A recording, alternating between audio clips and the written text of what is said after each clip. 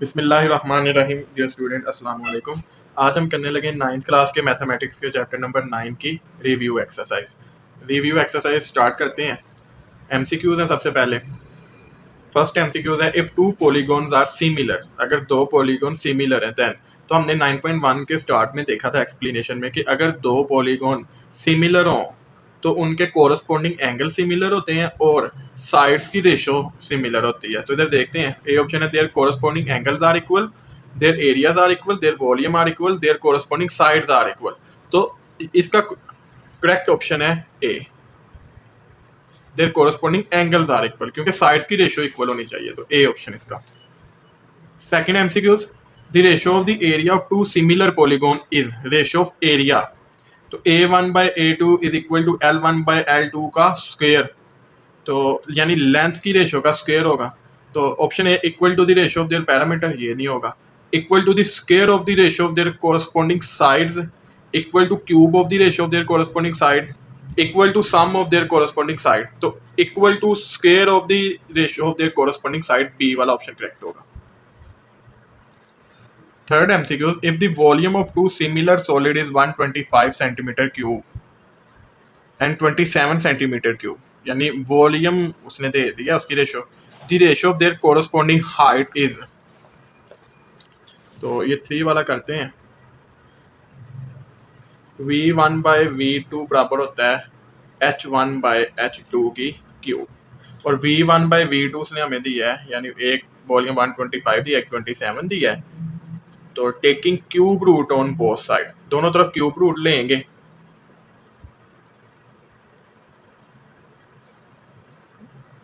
ये मैं रात में कर रहा हूँ ताकि ज़रा जल्दी हो जाए।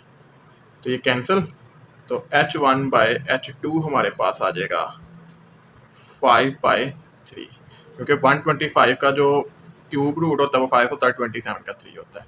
तो 5/3 या 5/3। तो बी वाला ऑप्शन करेक्ट है। उर्दू वाले बच्चे, उर्दू मीडियम वाले भी यही लगा लीजिएगा। The exterior angle of regular pentagon is, pentagon का वो पूछ रहा है। पेंटागोन में 5 साइड्स होती हैं, यानी n5 होता है, और एक्सटीरियर एंगल का फॉर्मूला होता है 360 बाई n, यानी 360 बाई 5। 360 को 5 पे डिवाइड करते हैं तो आया 72। तो एक्सटीरियर एंगल आ गया हमारे पास 72 डिग्री। तो इसका ऑप्शन करेक्ट है डी वाला। Fifth MCQ, a parallelogram has an area of 64 centimeter square and a similar parallelogram has an area of 144 centimeter square. If a side of smaller parallelogram is 8, the corresponding side of the larger parallelogram is, यानी उसने हमें question ही पूछ लिया है MCQs के अंदर। तो इसे भी जल्दी से सॉल्व करते हैं।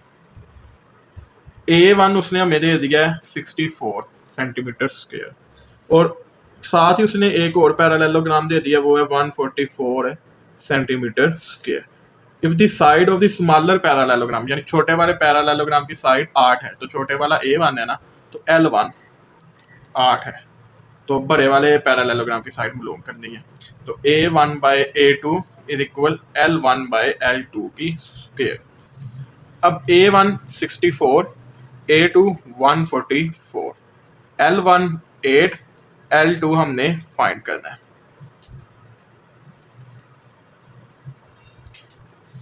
तो 64 बाय 144, 8 का स्क्वायर 64 और L2 का स्क्वायर L2 स्क्वायर हो गया।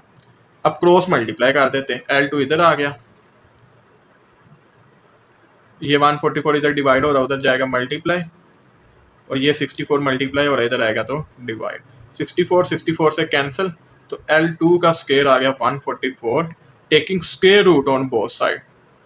तो L2 का स्क्वायर 144 का स्क्वायर रूट, तो स्क्वायर रूट से कैंसिल, 144 का जो स्क्वायर रूट होता है वो 12 होता है, फिर भी आप कैलकुलेटर से कर लीजिएगा। 12, L2 आ गया 12 सेंटीमीटर। तो फिफ्थ वाले का करेक्ट आंसर है B. 6 MCQ, the total number of diagonals in a polygon with 9 sides. तो डायगोनल हमने बताना कितने होंगे अगर 9 साइडेड पॉलीगॉन है। तो डायगोनल का फॉर्मूला होता है भीतर का n n-3/2, तो n है हमारे पास 9, 9 माइनस 3/2, तो 9 माइनस 3 होता है 6/2, 2 1 दा 2 3 दा 9 3 दा 27, तो 6 वाले का करेक्ट ऑप्शन हमारे पास है D 27। Seventh MCQs, two sphere are similar, those spheres similar and their radii are in the ratio 4:1, तो R1 ratio R2 F4 ratio 5, ठीक है 4:5। if the surface area of larger sphere is 500 pi centimeter square, यानी बड़े का surface area, तो बड़ा radius R2 का, तो इसका मतलब A2 बड़ा एरिया होगा ना, तो 500 पाई है। What is the surface area of smaller, A1 हमने फाइंड करना है, तो A1 bye A2, A1 bye A2 L1 bye L2 का स्क्वायर, A1 फाइंड करना है, A2 500 पाई, L1 या R1 बाय R2 बात एक ही है, मैं इधर लिख देता हूँ R1 बाय R2, लेंथ ही है, ये डिस्टेंस है, तो R1 बाय R2 होगा 4/5 का स्क्वायर, क्योंकि ये रेशो में है ना, तो इसे बटे में करेंगे तो ये 4/5 के बराबर आएगा। अब A1 बाय 500 पाई, R1 का स्क्वायर 16, 5 का स्क्वायर 4 का स्क्वायर 16, 5 का स्क्वायर 25। अब ये डिवाइड हो रहा, उधर जाएगा मल्टीप्लाई, तो A1 बराबर आ जाएगा 16 मल्टीप्लाई 500 पाई ओवर 25। अब 5 दा 5 100, 5 1 दा 520 दा, तो हमारे पास आया 16 मल्टीप्लाई 20 पाई, 16 और 20 को हम मल्टीप्लाई कर लेते हैं, 16 मल्टीप्लाई बाई 20 तो आ गया 320, और साथ उसके आ जाएगा पाई, चूंकि MCQs पाई में है ना, इसलिए पाई की वैल्यू हम नहीं लगाएंगे, तो 7 वाले का करेक्ट ऑप्शन है बी। 8 वाला, a regular polygon has an exterior angle of 30 degree, how many diagonal does the polygon have. Exterior angle का फार्मूला होता है 360/n, अब एक्सटीरियर एंगल 30 है इज इक्वल 360/n, अब हमने n निकालना है, ये इधर मल्टीप्लाई और इधर आएगा डिवाइड, तो 360/30, 360 को 30 पे डिवाइड करेंगे तो 12 आएगा, ये साइड्स आ गई हमारे पास। अब हमने क्या करना है, डायगोनल निकालने, तो डायगोनल का फार्मूला होता है n माइनस 3/2, n है 12, 12 माइनस 3/2, 2 1 दा 2 6 दा, अब 6, 12 में से 3 गया 9, 6 9 दा 54, तो डायगोनल होंगे इस पॉलीगॉन के 54, ये हमारा करेक्ट आंसर ए। 9th वाला MCQ, in a regular hexagon the ratio of the length of a diagonal to the side length is, यानी वो कह रहा है ratio of length of diagonal और साइड लेंथ में आपस में क्या रेशियो होगी, और रेगुलर हेक्सागोन हमें पता है जिसमें हमारे पास 6 साइड्स होती हैं, ठीक है, कुछ इस तरह,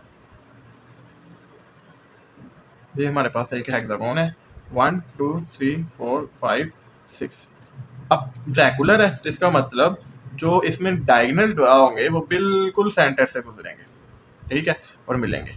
अब ये डायगोनल की लेंथ होगी, 2 डायगोनल्स हैं, ठीक है, और ये साइड जो 2 बराबर हिस्सों में से डिवाइड कर रही है, ठीक है, 2 डायगोनल्स और एक साइड, तो 2:1, ठीक, एक इसका ये है। दूसरा, हमारे पास 6 साइड्स हैं और डायगोनल्स 3 हैं, ठीक है, इनकी रेशो निकालेंगे तो 2:1, तो correct option B.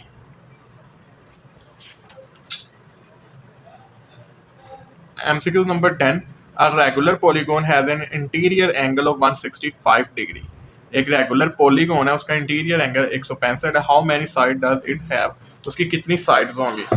10th MCQ है, इंटीरियर एंगल उसने हमें दिया है 165 डिग्री, इंटीरियर एंगल का हमने फॉर्मूला जो लास्ट देखा था वो हमारे पास होता है n-2 मल्टीप्लाई 180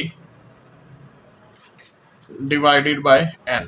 अब इंटीरियर एंगल 165 है, ठीक है, n डिवाइड हो रहा है, इधर आएगा मल्टीप्लाई n-2 इंटू 180, अब 165 n हो गया, ये 180 को n से किया तो 180 n, 180 को 2 से किया तो 360, ये माइनस का 360 इधर आएगा, प्लस का 180 n, ये प्लस को उधर जाएगा तो माइनस का 165 n।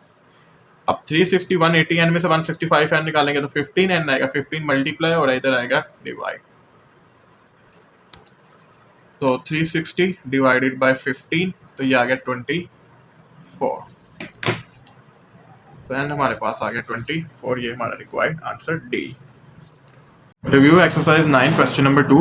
If the sum of the interior angles of a polygon is 1080, how many sides does the polygon has? अगर एक कसीरुल इज़ला के अंदरूनी ज़ावियों का मजमूआ 1080 डिग्री हो तो इस कसीरुल इज़ला की तादाद मालूम करें।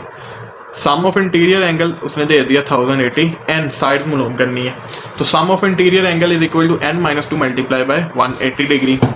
अब सम ऑफ इंटीरियर एंगल था 1080, n - 2 मल्टीप्लाई 180, 180 मल्टीप्लाई और इधर आएगा तो डिवाइड। तो 1080 को 180 पे डिवाइड करते हैं तो आया 6, तो 6 इज इक्वल टू n - 2। ये माइनस का उधर जाएगा तो प्लस का, 6 + 2 8, तो n आ गया 8, ये हमारा required answer. Question number 3. Two similar bottles are such that one is twice as high as the other. यानी दो मुतशाबा बोतलें इस तरह के एक की ऊंचाई दूसरी का दुगना है, यानी अगर एक 1 सेंटीमीटर की है तो दूसरी 2 सेंटीमीटर की है। What is the ratio of their surface area and there capacities? उसके एरिया की रेशियो क्या होगी और उसकी कैपेसिटी क्या होगी, यानी वॉल्यूम की रेशियो क्या होगी। तो as given one is twice as high other, तो लेट फर्ज कर लेते हैं L1 रेशो L2 है 2:1, यानी एक है तो दूसरी क्या है दुगना। तो A1 रेशो A2 मालूम करना है। A1/A2 is equal to L1/L2 का square. A1/A2 is equal L1 था 2 और L1 था 1, 2/1 का स्क्वायर, 2 का स्क्वायर 4, 1 का स्क्वायर 1, तो A1 रेशो A2 आ गया 4:1। हम फ्रैक्शन की फॉर्म में भी लिख सकते हैं, तब भी आंसर ठीक है। अब कैपेसिटी निकालनी है तो V1/V2 is equal to L1/L2 का क्यूब। L1/L2 क्या था 2/1, तो V1/V2 इज इक्वल टू 2/1 का क्यूब, 2 का क्यूब 8, 1 का क्यूब 1, तो V1 रेशो V2 है 8:1, ये हमारा required answer. Question number 4. Each dimension of a model car is 1/10 of the corresponding car dimension, find the ratio. Model car एक है कोई, ठीक है, यानी अज्यूम की है, एक छोटी सी बनाई है, उसका मॉडल बनाया कार का। मॉडल कार की हर एक सिमत कार की मुतनाज़रा सिमतों का 1/10 गुना है, यानी बहुत कम है। दर्ज झील की निस्बतें मालूम करें। तो पहला है the areas of their wind screen, इनके विंड स्क्रीन के रकबों में क्या यानी वो आएगी रेशो एरिया में। तो एज गिवन L1/L2, क्योंकि उसने दिया ना 1/10 है, is equal 1/10। A1/A2 is equal to L1/L2 का स्क्वायर, तो 1 का स्क्वायर 1, 10 का स्क्वायर 100, तो A1 रेशो A2 आ गया 1:100, यानी अगर वो मॉडल कार 1 है तो बड़े वाली कार 100 है, ठीक है, सेंटीमीटर स्क्वायर में। तो ये हमारा ए पार्ट का आंसर।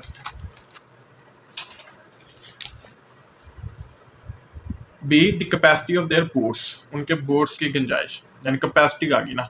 तो L1/L2 1/10 गिवन है, वॉल्यूम निकालना V1/V2 इक्वल टू L1/L2 का क्यूब, L1/L2 1/10, 1 की क्यूब 1, 10 की क्यूब होती 1000, तो V1 रेशो V2 आई 1:1000, ये हमारा required answer. The width of the car, उनकी चौड़ाइयों में, ठीक है, कार की लंबाइयों में, एज गिवन डेट 1/10, यानी एक 1 है तो दूसरी 10 है, उसकी लंबाई है विड्थ, तो उनकी विड्थ में रेशो क्या होगी 1:10 नहीं होगी जो गिवन है, ठीक है ना, क्योंकि रेश उसने हमें साइड्स की रेशो दी थी ना। तो अगर असल कार 10 है तो मॉडल कार 1 है, या मॉडल कार 1 है तो उसका असल 10 है, ये हमारा रिक्वायर्ड आंसर।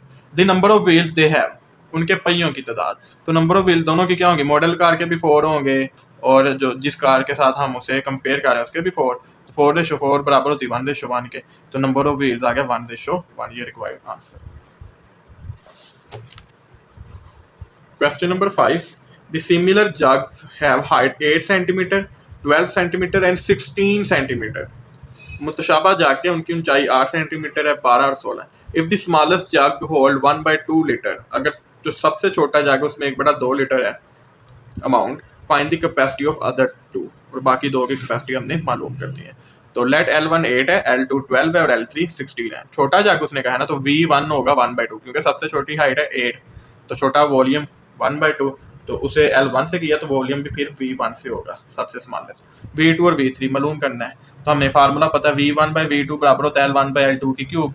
V1 होता है 1/2 ओवर V2, L1 था 8, L2 था 12। अब ये थोड़ी कटिंग कर ली ताकि आसानी हो जाए, इतना बड़ा क्यूब ना लेना पड़े।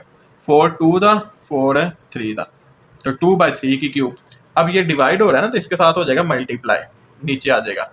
इसका ये है, लेट्स सपोज A/B/C है, इसका मतलब A/B डिवाइड कर रहा है C को, मल्टीप्लाई में जाएंगे तो A/C multiply 1, A/B multiply 1/C, तो A/BC। ठीक है, इसका मतलब ये 2 नीचे आ जाएगा, तो 1/2V2 इज इक्वल 2/3 की क्यूब। 2 की क्यूब 8, 3 की क्यूब 27। अब हमें तो V2 चाहिए था ना, 2 इधर क्या हो रहा है, डिवाइड उधर जाएगा मल्टीप्लाई, तो 8 मल्टीप्लाई 2/27, 8 2 16, 16/27 आ गया। क्रॉस मल्टीप्लाई करवा देते हैं, V2 इधर हो जाएगा, 27 इधर हो जाएगा। ठीक है, 16 मल्टीप्लाई और इधर आएगा, डिवाइड हो जाएगा, तो V2 बराबर आ गया 27/16। और एक और तरीका, अगर हम रेसिप्रोकल कर लें, यानी नीचे वाली ऊपर, ऊपर वाली नीचे, तो ये भी ऊपर चले जाएगी, ये नीचे आ जाएगी, या क्रॉस में मल्टीप्लाई, 27 डिवाइड, इधर आएगा मल्टीप्लाई, 16 मल्टीप्लाई और इधर आएगा डिवाइड, V2 डिवाइड हो रहा है तो उधर जाएगा मल्टीप्लाई, तो V2 आ गया 27/16। इन दोनों को डिवाइड किया तो 1.687। ठीक है, ये 7 5 से बड़ी है तो 1.69, तो V2 की कैपेसिटी आ गई 1.69 लीटर। अब V3 की हमने निकालनी है।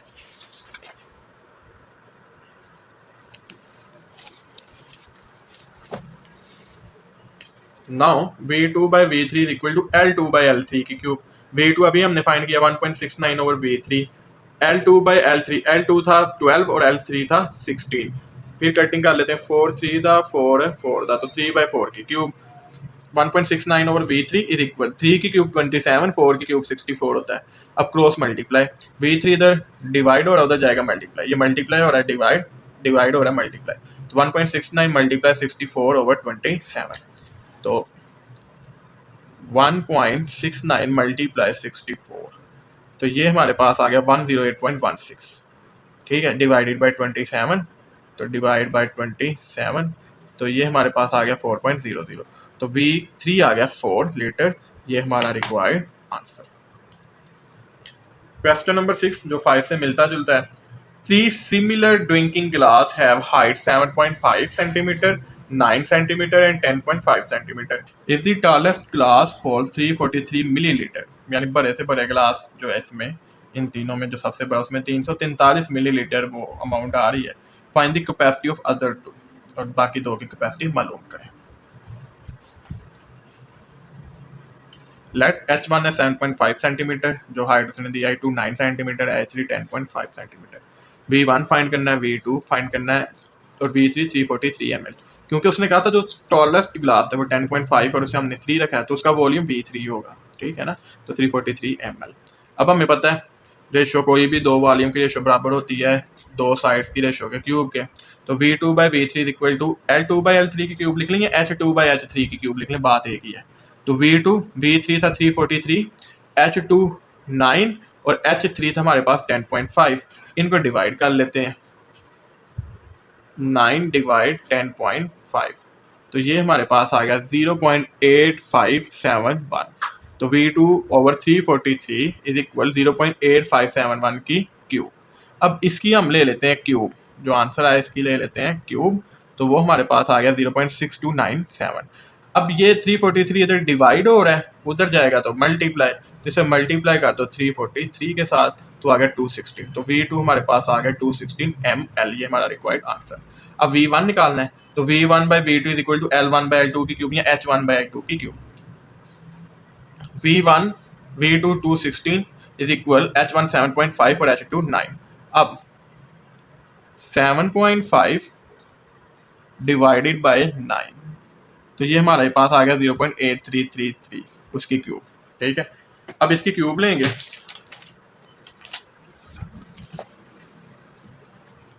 .8333 की हम लेंगे क्यूब, तो वो हमारे पास आएगा 0.5787। अब 216 इधर हो रहा है, डिवाइड इधर आएगा, इसके साथ हो जाएगा मल्टीप्लाई, तो इसे मल्टीप्लाई कर देते हैं 216 के साथ, तो आ गया 125, तो V1 आ गया 125 ml। ये हमारा required answer. Question number 7. A toy manufacturer produce model car which are similar in every way to the actual car. एक खिलौना सा मॉडल कारें बनाता है जो असल कारों से हर लिहाज से मुतशाबह है। If the ratio of the door area of the model to the door area of the car is 1 centimeter to 2500 centimeter, fine. ठीक है, और वो कह रहा है कि अगर उसके मॉडल कार के दरवाजे के रकबे और असल कार के दरवाजे के रकबे में जो निस्बत है वो 1:2500 है, तो दर्ज झील मालूम करें। पहला A part the ratio of their length, तो हमें क्या गिवन है, A1:A2 वो है 1:2500।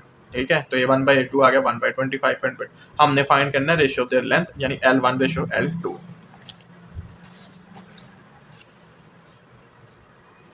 A1/A2 is equal to L1/L2 का स्क्वायर, ये हमें पता है।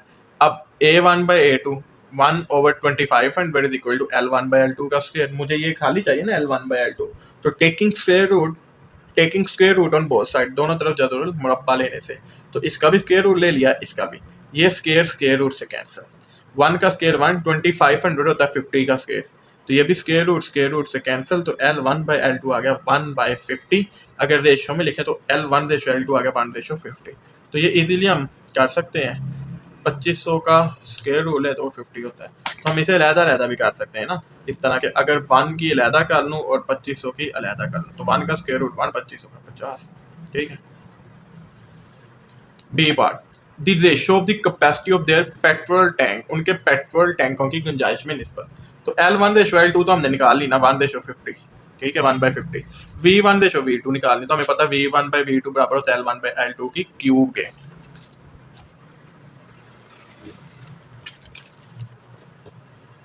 तो L1/L2 1/50, उसका क्यूब, 1 का क्यूब 1 नहीं होगा, 50 का हम क्यूब ले लेते हैं, 50 का क्यूब, तो ये हमारे पास हो गया 125,000। ठीक है, तो 125,000, तो V1:V2 आ गया 1:125,000, ये हमारा required answer. C part, the width of the model if the actual car is 150 centimetre wide. वो कह रहा है मॉडल कार की लंबाई बताएं अगर एक्चुअल कार 150 सेंटीमीटर उसकी लंबाई है, तो एज गिवन L1:L2 है 1:50, यानी 1/50। The width of model car is proportional to length ratio, model car की चौड़ाई लंबाई की निस्बत के मुतनासिब है, यानी उस पर डिपेंड कर रही है। तो width of the model car और width of the actual car is equal to L1/L2, चूंकि L1 छोटा है मॉडल कार के लिए, L2 आम कार के लिए, तो ऊपर मॉडल नीचे एक्चुअल, ऊपर मॉडल की लेंथ नीचे एक्चुअल की। अब विड्थ ऑफ एक्चुअल कार उसने कितनी दी है 150, L1/L2 1/50, ये इधर डिवाइड उधर जाएगा, मल्टीप्लाई 150 को 1 से करेंगे 150 आएगा, 150 को 50 पे डिवाइड करेंगे, 0 0 से क्या 5 1 5 3 था, तो विड्थ ऑफ मॉडल कार आ गई 3 सेंटीमीटर। अगर एक्चुअल कार 150 सेंटीमीटर वाइड हो तो मॉडल कार होगी 3 सेंटीमीटर, ये हमारा required answer. D part, question number 7 का, the area of rear window of the actual car if the area of the rear window of the model car is 3 centimeter square, यानी पिछले part से मिलता जुलता। Area of model car window over area of actual car window, area आ गया ना A1/A2 is equal, हमने area of model car window को A1 कह दिया, एक्चुअल कार को A2 कह दिया। अब मॉडल कार का एरिया क्या है A1 3, एक्चुअल कार का A अब जो हमने फाइंड करना है। लेंथ क्या थी जो हमने निकाली थी L1/L2 1/50, तो हमें पता है A1/A2 L1/L2 का स्क्वायर, A1 3 A2 A, यानी इन दोनों की प्रोपोर्शन रेशियो की। ठीक है, model car over actual car बराबर है, उसे हमने लेट कर लिया A1/A2 3/, यानी डायरेक्ट हम L1/L2 का स्क्वायर भी कर सकते थे। ठीक है, जैसे पिछले सवाल में किया, हमने पहले इसे लेट कर लिया कि ये मॉडल कार का एरिया A1 है, एक्चुअल का A2 है। A1 हमें गिवन है 3, A2 यानी A हमने फाइंड करना है, और L1/L2 1/50 के बराबर है। फॉर्मूला में पता है A1/A2 is equal to L1/L2 का स्क्वायर, A1 3 A2 A जो फाइंड करना है 1/50, 1 का स्क्वायर 1, 50 का स्क्वायर 2500, क्रॉस मल्टीप्लाई, ये 2500 इधर डिवाइड और उधर जाएगा मल्टीप्लाई, A इधर डिवाइड और उधर जाएगा मल्टीप्लाई, A1 A 3 मल्टीप्लाई 2500, 3 को 2500 से करेंगे, 3 मल्टीप्लाई 2500 तो 7500 आ जाएगा। तो area of the actual car window आ गया 7500 सेंटीमीटर स्क्वायर, ये हमारा required answer.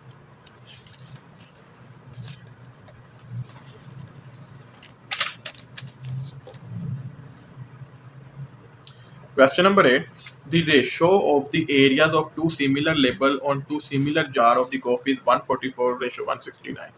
Find the ratio, यानी वो दो जार हैं कॉफी के, उसके एरिया की जो निस्बत है वो 140 रेशियो 169। अब हमने क्या मालूम करना है, the height of two jar, इनकी हाइट यानी L1/L2। तो हमें गिवन है A1 रेशो A2 144/169 यानी 144/169। हमें पता है A1 बाई A2 बराबर होता है H1 बाई H2 का स्क्वायर। अब A1 है 144, A2 169, H1 ओवर H2 का square, taking square root on both side, दोनों तरफ स्क्वायर रूट ले लेते हैं। H1 बाई H2 का स्क्वायर, उसके ऊपर स्क्वायर रूट, 144 ओवर 169 के ऊपर स्क्वायर रूट, ये स्क्वायर स्क्वायर रूट से कैंसिल। 144 होता है 12 का स्क्वायर और 169 होता है 13 का स्क्वायर, ये स्क्वायर स्क्वायर रूट से कैंसिल। तो H1 बाई H2 आ गया 12/13, तो H1 रेशो H2 आ गई 12/13, ये हमारा रिक्वायर्ड आंसर। इनका स्क्वायर रूट इजीली हम मालूम कर सकते हैं, 144 का 12 और 169 का 13, तो H1 रेशो H2 आ गया 12/13। बी पार्ट देयर कैपेसिटी, उनकी गुंजाइश में, तो H1 बाई H2 12/13 निकाला था ना, तो वॉल्यूम निकाल लेते हैं। V1 by V2 is equal H1 by H2 का क्यूब, H1 बाई H2 था 12/13 का क्यूब। अब 12 का क्यूब ले लेते हैं, 12 का क्यूब वो है 1728, ठीक है, और 13 का भी क्यूब ले लेते हैं, तो है 2197। तो V1 रेशो V2 आ गया 1728 रेशो 2197, 1728 रेशो 2197, ये हमारा required answer. Question number 9 last question है रिव्यू एक्सरसाइज का। A tessellation of tile on a floor has been made using a repeating pattern of a regular hexagon. एक फर्श पर टाइलों का क्लिदसी नमूना मुसलसल मुनज़्ज़म मुसद्दस 6 मुरब्बा और 6 मुसाविल इज़्ला मुसलसलों के नमूने के इस्तेमाल से बनाया गया है।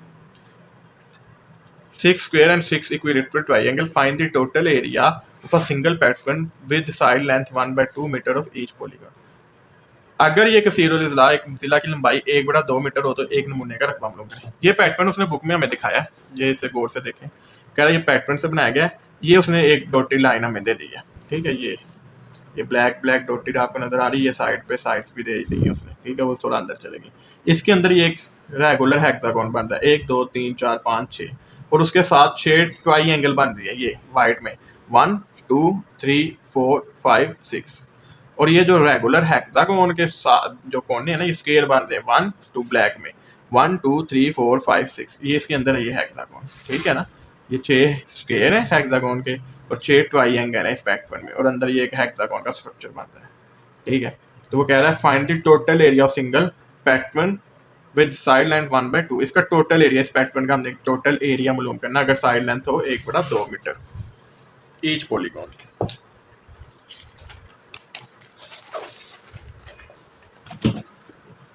सॉल्व करते हैं। Each side length S 1/2 metre उसने हमें क्वेश्चन में दे दिया है। एरिया ऑफ रेगुलर हेक्सागोन उसे A1 कह दिया है, और उसका फॉर्मूला हमने 9.4 में देखा था, 3√3/2 मल्टीप्लाई S स्क्वायर, साइड का स्क्वायर, 3√3/2 मल्टीप्लाई साइड थी 1/2, तो 1/2 का स्क्वायर, 1 का स्क्वायर 1, 2 का स्क्वायर 4, तो 3√3 को 1 से करेंगे तो वही आएगा 3√3, 4 2 द 8, तो ये एरिया आ गया रेगुलर हेक्सागोन का। अब एरिया ऑफ स्क्वायर निकालते हैं। हेक्सागोन एक है, ये पैटर्न में अगर देखें तो उसके अंदर एक हेक्सागोन है, ठीक है। अब एरिया ऑफ स्क्वायर, स्क्वायर होता है लेंथ मल्टीप्लाई विड्थ, क्योंकि लेंथ और विड्थ बराबर होती है तो एस स्क्वायर ही कह देंगे। एस गिवन था साइड 1/2, तो 1/2 का स्क्वायर, 1 का स्क्वायर 1, 2 का स्क्वायर 4। अब कितने स्क्वायर थे? 6, ये देखें ना, 1 2 3 4 5 और 6, तो A2 हमने कह दिया एरिया ऑफ 6 स्क्वायर, तो 6 मल्टीप्लाई एरिया 1 स्क्वायर 1/4, 2 2 दा 2 3 दा, तो 3/2, A2 आ गया 3/2।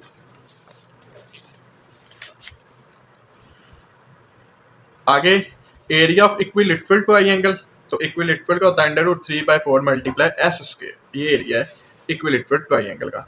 √3/4 मल्टीप्लाई S है 1/2, 1 का स्क्वायर 1, 2 का स्क्वायर 4, तो √3/4 मल्टीप्लाई 1/4, √3 को 1 से करेंगे तो √3 4 4 दा 16, तो ये एक इक्विलेटरल ट्राइंगल का एरिया आ गया। अब हमारे पास कितनी इक्विलेटरल ट्राइंगल थी? 6, ये 1 2 3 4 5 और 6, तो 6 का निकालेंगे, उसे A3 कह दिया। A3 is equal to area of 6 equilateral triangle, तो 6 मल्टीप्लाई √3/16, अब 2 8 दा 2 3 दा, तो 3√3/8, A3 आ गया 3√3/8। अब ये तीनों, यानी हमने रेगुलर हेक्सागोन का भी निकाल लिया एरिया, रेगुलर हेक्सागोन के बाद हमने स्क्वायर का एरिया 6 स्क्वायर का निकाला और 6 इक्विलेटरल ट्राइंगल का निकाला। अब हमने उस पूरे नमूने का जो एक पैटर्न था एक, उसका एरिया निकालना, तो इन तीनों एरिया को जमा कर देंगे। तो total area A1 plus A2 plus A3, A1 आया 3√3/8, A2 आया 3/2 और A3 आया 3√3/8। अब 8 एलसीएम लिया, क्योंकि डिनोमिनेटर सेम है तो ये ऊपर वाली वैसे आ गई। 2 4 द 8 होता है, 4 3 द 12, ठीक है। 2 4 द 8 होता है, 4 को 3 से मल्टीप्लाई करेंगे तो 12। 8 है, दोनों 8 है, डिनोमिनेटर सेम है तो ऊपर वाली वैसे आ जाएगी। 3√3 3√3 6√3 प्लस 12/8। अब इसे सॉल्व कर लेते हैं। हम इधर भी सॉल्व कर सकते हैं, लेकिन मजीद इसे एक्सप्लेन करके सॉल्व करेंगे तो बेहतर हो जाएगा। तो 6√3 प्लस 12, तो ये हमारे पास आया 22.39 डिवाइडेड बाय 8, तो वो आया 2.79, ठीक है, जो अप्रोक्सीमेटली 2.80 के बराबर होता है। तो टोटल एरिया आ गया 2.80 मीटर स्क्वायर, ये हमारा रिक्वायर्ड आंसर। उम्मीद है आपको रिव्यू एक्सरसाइज की समझ आई होगी। अगर किसी क्वेश्चन में कोई मसला हो तो आप कमेंट कर सकते हैं। आपके सुनने का शुक्रिया। अल्लाह हाफिज़।